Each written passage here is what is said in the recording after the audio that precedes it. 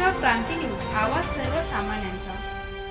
स्वतंत्र बहुजन वीज कर्मचारी सहकारी पतसंस्थेची तिसरी वार्षिक सर्वसाधारण सभा उत्साहात संपन्न। कोपरगाव।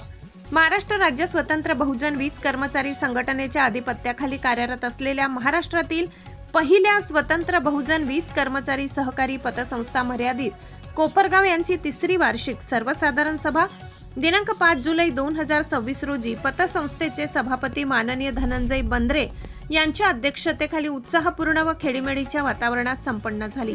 सभेच्या प्रारंभी संविधान उद्देशिकेचे वाचन चेतन वाघ यांनी केले। त्यानंतर पतसंस्थेच्या वार्षिक अहवालासह विविध विषयांवर चर्चा करण्यात आली।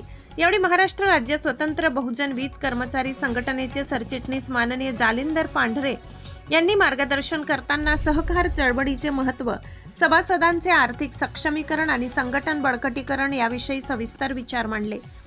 सभेत अनिरुद्ध पगारे, सीताराम खंडागळे आणि प्रवीण कोडी यांनी मनोगत व्यक्त करत पतसंस्थेच्या कार्याचा गौरव केला, तर संस्थेच्या भविष्यातील प्रगतीसाठी शुभेच्छा दिल्या। अध्यक्षीय भाषणात माननीय धनंजय बंद्रे यांनी पतसंस्थेच्या स्थापनेपासूनच्या वाटचालीचा आढावा घेत सभासदांचा वाढता विश्वास हे संस्थेचे खरे बळ असल्याचे सांगितले। सभासदांना अधिकाधिक आर्थिक सुविधा उपलब्ध करून देण्यासाठी संचालक मंडळ कटिबद्ध असल्याचे त्यांनी नमूद केले। सभेचे सूत्रसंचालन दिनेश राजपूत व संदीप जाधव यांनी केले, तर आभार प्रदर्शन संदीप जाधव यांनी केले। सभेला मोठ्या संख्येने सभासद उपस्थित होते। सभासदांच्या उत्स्फूर्त सहभागामुळे सभा यशस्वीरित्या पार पडली। कोपरगाव तालुका प्रतिनिधी इब्राहिम उर्फ मुन्नाभाई शेख।